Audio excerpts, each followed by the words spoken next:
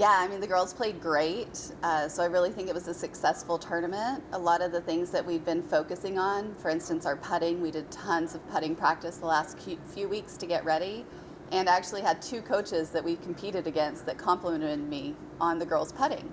So what we're working on is paying off, and it's looking good. Who is really standing out to you at this point in the season and really shining in your eyes? I mean, Sarah Reed was our best competitor this week. She is phenomenal, a sophomore from Midland, Texas.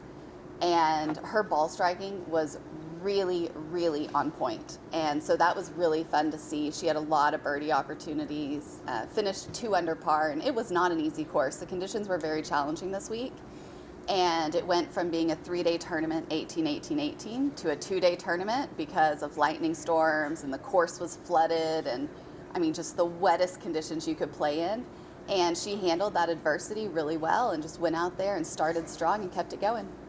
Heading to Tucson in a couple of weeks, so then only a couple tournaments left before conference championship. Season's winding up pretty quickly for you guys. Yeah, so it's crazy. We have another week and a half off to work on some things, and then we host in Tucson at the Lodge at Ventana Canyon, which is a great track, really good field, 18 teams there that will be hosting at the resort, and we're really looking forward to it.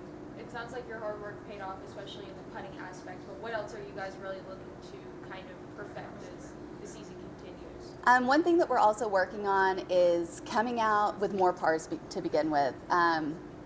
Both in Houston and San Antonio earlier in the semester, we kind of started out slow. Not the entire team, but the majority of it. And it was like we were playing catch up the rest of the time. So we're being a little more diligent in our warm-up and getting in that competitive mode at the end of our practice round so that we can slide into that easier, because there is a difference on warming up and competing. And that first hole matters just as much as that 72nd hole. So we've really been focusing on putting ourselves in good position on those first few holes to just get easy pars and maybe a tap and birdie.